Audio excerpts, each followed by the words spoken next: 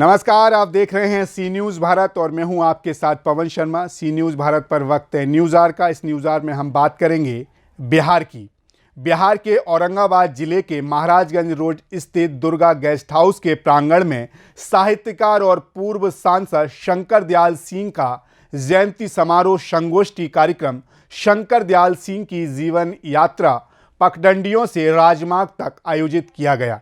कार्यक्रम में सर्वप्रथम दीप प्रज्वलित कर मुख्य अतिथि औरंगाबाद सदर विधायक आनंद शंकर सिंह, एसडीओ औरंगाबाद विजयंत कुमार एवं विशिष्ट अतिथियों के द्वारा संयुक्त रूप से किया गया तथा कार्यक्रम में शंकर दयाल सिंह की रंगों से बने चित्र पर माल्यार्पण कर पुष्प अर्पित किए गए। सभी अतिथियों को शॉल और माला देकर सम्मानित किया गया। कार्यक्रम में बारी बारी से मुख्य अतिथि एवं विशिष्ट अतिथियों एवं महिलाओं ने शंकर दयाल सिंह की जीवनी तथा उनकी साहित्यिक उपलब्धियों को भी गिनाया। कार्यक्रम में ज्योतिषाचार्य शिव नारायण सिंह, प्रोफेसर कुमार वीरेंद्र, अशोक सिंह, पंचदेव धाम चपरा अध्यक्ष संजीव रंजन, सुबोध सिंह आदि लोग मौजूद रहे। मुख्य अतिथि के रूप में प्रशासन की ओर से आए हैं एसडीओ साहब एम बाबू, चपरा धाम से चलकर आए हैं अशोक बाबू, जिला परिषद के पूर्व अध्यक्ष आदरणीय छुटका बाबू राघवेंद्र प्रताप सिंह, शिक्षा के क्षेत्र में ख्याति प्राप्त और कई संस्थाओं के अध्यक्ष भी हैं, विद्वान भी हैं और पुत्री बाबा भी हैं, सूर्यनारायण बाबू। किनारे बैठे हैं सिन्हा कॉलेज के प्रोफेसर आदरणीय संजीव रंजन जी, जिला के युवा नेता सुबोध कुमार सिंह जी, सामाजिक कार्यकर्ता और संस्कृत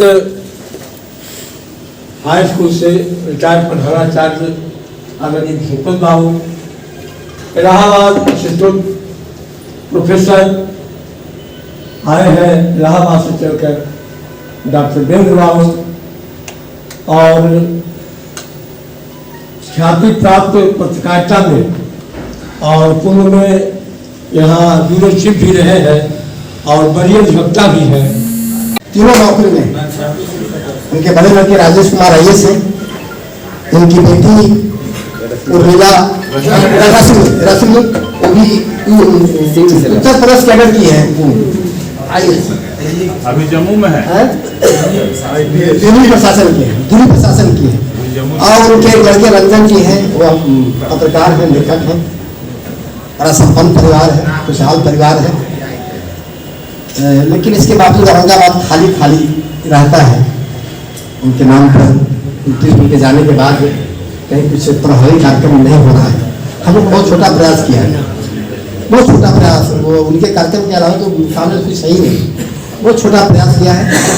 हम चाहते हैं कि शंकर दयाल बाबू का ननिहाल था आनंदपुरा, देव में ही आनंदपुरा है, शंकर दयाल बाबू का वहाँ हमारा था, वहाँ ननिहाल था।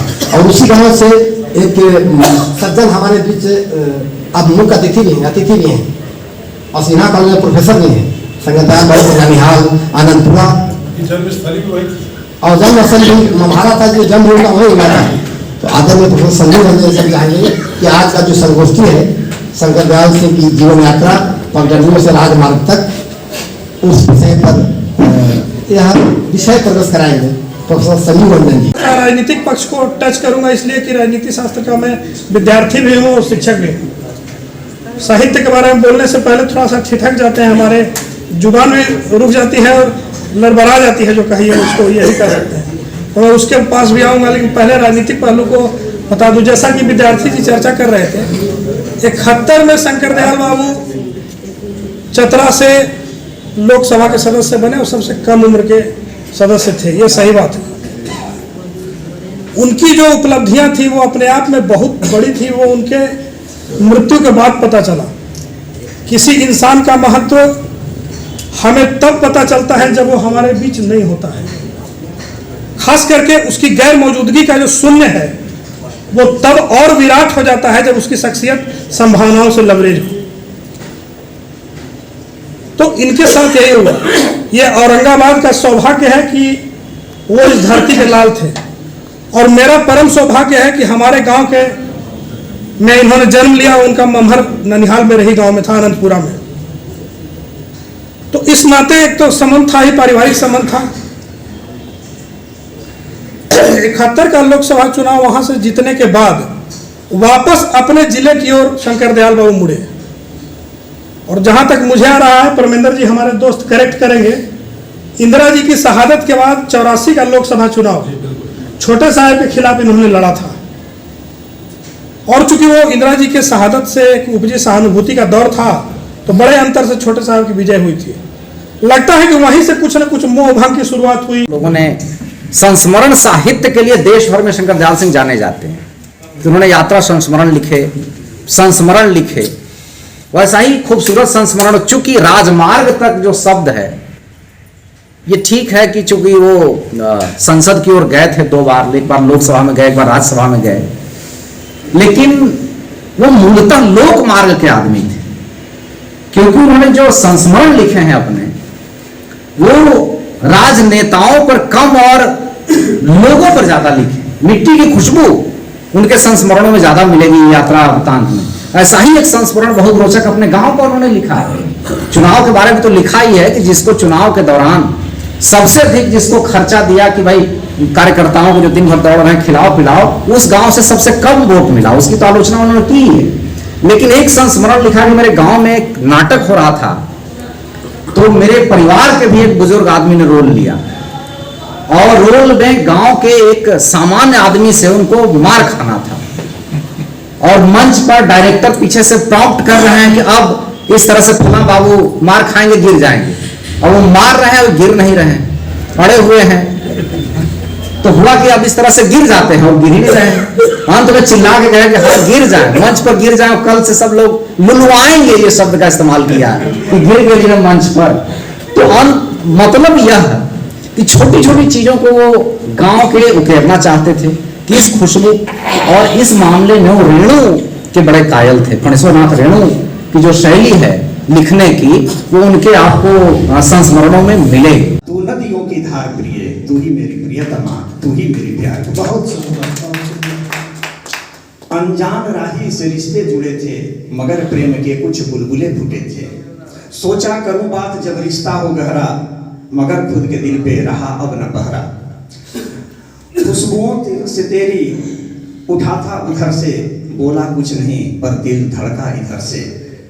संग चलेंगे पार करेंगे जीवन का मझधार प्रिय, संग चलेंगे पार करेंगे जीवन का मझधार प्रिय।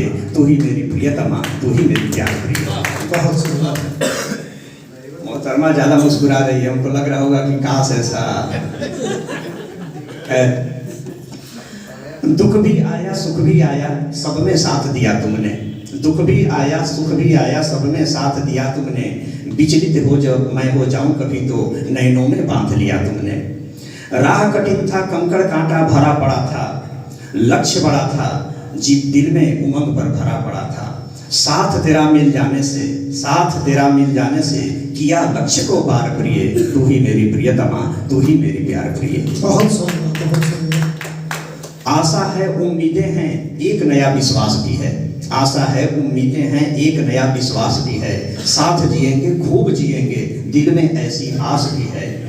जीवन का पर डोर है नाजुक हर पल डर सताता है, जीवन का पर डोर है नाजुक हर पल डर सताता है। प्रेम पास के बंधन से तो मृत्यु भी टल जाता है, प्रेम पास के बंधन से तो मृत्यु भी टल जाता है। 7 जन्म क्या, 7 जन्म क्या जन्म जन्म तक मिले तुम्हारा साथ प्रिय। तू ही मेरी प्रियतमा, तू ही मेरी प्यार प्रिय। जैसे मुरली और राधिका में कौन अधिक प्यारी है? मुरली और राधिका में कौन अधिक प्यारी है? भगवान श्री कृष्ण कहे कि भाई ये सब क्या तुम प्रश्न करती, लेकिन यदि प्रभु बताएं कि मुरली और राधिका में कौन अधिक प्यारी है, भगवान श्री कृष्ण ने जवाब दिया। उसका उत्तर सुने कि सत्य भामा ने कहा कि मोहन बताओ सत्य राधा और मुरली में कौन तुम्हें भाई है? सत्यभामा ने आज ने सुनेंगे कि सत्यभामा ने कहा कि मोहन बताओ सच राधा और मुरली में कौन तुम्हें भाई है। श्याम बोले भेद की तो बात कभी सोची नहीं, भेद की तो बात आज तुमने उठाई है, तो कम या अधिक कुछ कहना न सच होगा। मेरी मति ने तो बात इतनी बताई है कि मुरली रही तो राधिका की सुधि आई और राधिका रही तो मुरली की सुधि आई। बताइए, मुरली रही तो राधिका की सुधि आई और राधिका रही तो मुरली की सुधि आई है कि मुरली का मधु मेरे मन की मिठाई है तो राधिका का रूप मेरे मन की लुनाई है। सत्यभामा जामवती रुक्मिणी प्रिया हो सभी कैसे कहूं, तुम्हें अधिक कौन भाई है, तो कम या अधिक कुछ कहना न सच होगा। मेरी मति ने तो बात इतनी बताई है, तो राधिका तो मेरे रोम रोम में रमी हुई है, मुरली तो मेरी सांस सांस में समाई है। राधिका तो मेरे रोम रोम में रमी हुई है, मुरली तो मेरी सांस सांस में समाई है। कभी मेरी छाया कभी मेरी योग माया, कभी मेरा ब्रह्मनाथ सुखधाम बन जाती है। कभी मेरी छाया कभी मेरी योग माया, कभी मेरा ब्रह्मनाथ सुखधाम बन जाती है। पुतना का नाश कभी कंस का विनाश, कभी नाग नाचने का परिणाम बन जाती है। नंदी और यशोदा के वंश का विकास कभी गोपियों की प्रीति को प्रणाम बन जाती है। और मुरली जो मेरे मुख राधिका के नाम बनी, तो राधिका के कान घनश्याम बन जाती है। कभी मेरी छाया औरंगाबाद से सी न्यूज संवाददाता रमाकांत सिंह की रिपोर्ट। इस न्यूज आवर में इतना ही। देश दुनिया की तमाम खबरों के लिए बने रहिए सी न्यूज भारत के साथ। हर खबर आपके साथ, आपके हाथ।